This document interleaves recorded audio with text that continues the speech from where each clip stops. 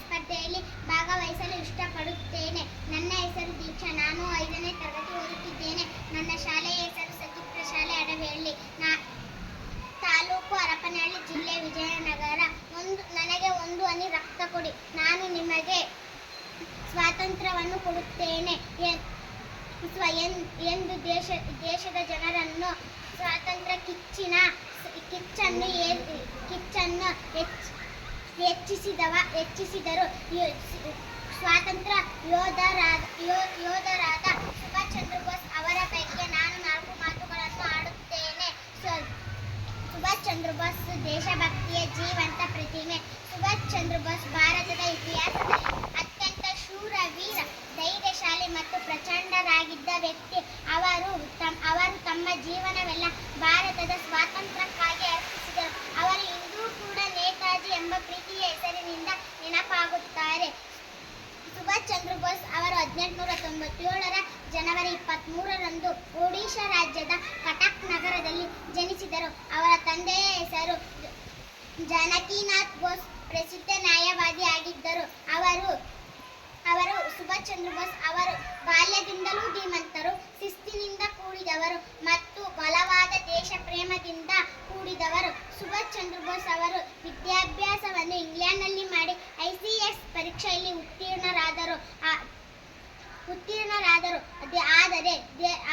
ಆದರೆ ಅವರು ದೇಶದ ಜನರನ್ನು ಬಡವರಾಗಿ ದಾಸ್ಯದಲ್ಲಿರುವುದನ್ನು ನೋಡಿ ಅವರಿಗೆ ವಿದೇಶಿ ನೌಕರಿಯಲ್ಲಿ ಆಸಕ್ತಿ ಇರಲಿಲ್ಲ.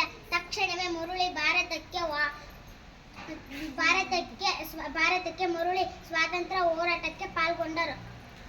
ಸುಭಾಷ್ ಚಂದ್ರ ಬೋಸ್ ಅವರು ಭಾರತೀಯ ರಾಷ್ಟ್ರೀಯ ಕಾಂಗ್ರೆಸ್ ಪಕ್ಷದಲ್ಲಿ ಸೇರಿ ಮಹಾತ್ಮ ಗಾಂಧೀಜಿ ಅವರ ಮಾರ್ಗದರ್ಶನದಲ್ಲಿ ಕಾರ್ಯವಹಿಸಿದರು.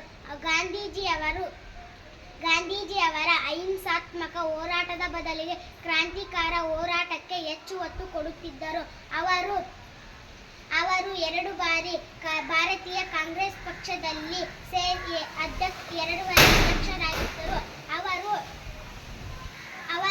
2 ಬಾರಿ ಆಗಿದ್ದರು. ನಂತರ ವಿಭಿನ್ನ ಹಾದಿಯನ್ನು ಆರಿಸಿಕೊಂಡು ತನ್ನದೇ ಆದ ಹೋರಾಟ ಪ್ರಾರಂಭಿಸಿದರು.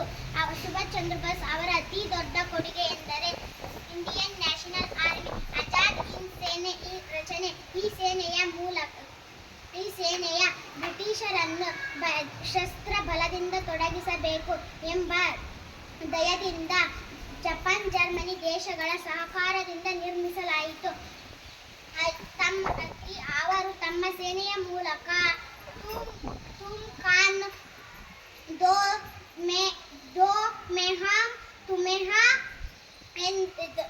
ಆಜಾದೂಂಗಾ ಎಂದು ದೇಶ ಬಾಂಧವರ ಮನಗೆದ್ದರು. ನೀವು ನಮಗೆ ರಕ್ತ ನೀಡಿ, ನಾನು ನಿಮಗೆ ಸ್ವಾತಂತ್ರ್ಯ ಕೊಡುತ್ತೇನೆ ಎಂದರು. ಅಂತಿಮ ದಿನಗಳು. ಅವರು ಜೀವನದ ಕೊನೆಯ ಭಾಗ ಹಸಿವಿನಿಂದ, ಹೋರಾಟದಿಂದ ಮತ್ತು ನಿರಂತರ ಪ್ರಯತ್ನಗಳಿಂದ ತುಂಬಿತ್ತು. 1945ರಲ್ಲಿ ವಿಮಾನ ಅಪಘಾತದಲ್ಲಿ ಸಾವಿಗೀಡಿದರೆಂದು ಅಧಿಕೃತವಾಗಿ ಹೇಳಲಾಗುತ್ತದೆ. ಆದರೆ ಅವರ ಸಾವಿನ ಕುರಿತು ಹಲವು ಅನುಮಾನಗಳು ಇಂದಿಗೂ ಹಬ್ಬಿವೆ. ಅವರು ಶ್ರದ್ಧೆ, ಶಿಸ್ತು ಮತ್ತು ದೇಶಾಭಿಮಾನಕ್ಕೆ ಪ್ರತಿಕ್ರಿಯೆಯಾಗಿ ಜನಿಸಿದ ನಾಯಕ. ಅವರು ನಮಗೆ ಶ್ರೇಷ್ಠ ಸ್ವಾತಂತ್ರ್ಯದ ಮೌಲ್ಯ ಅರ್ಥ ಮಾಡಿಕೊಟ್ಟರು. ಅವರು ತ್ಯಾಗ, ಧೈರ್ಯ ಮತ್ತು